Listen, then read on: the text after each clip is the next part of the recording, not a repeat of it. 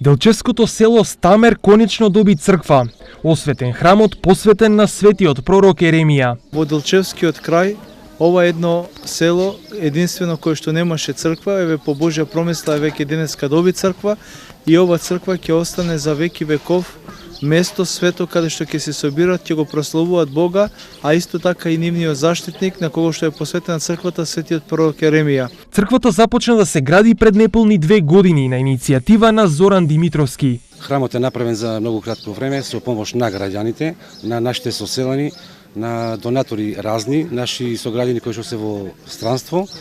Исто така и успеавме да го направиме овој храм што за нас многу вреди.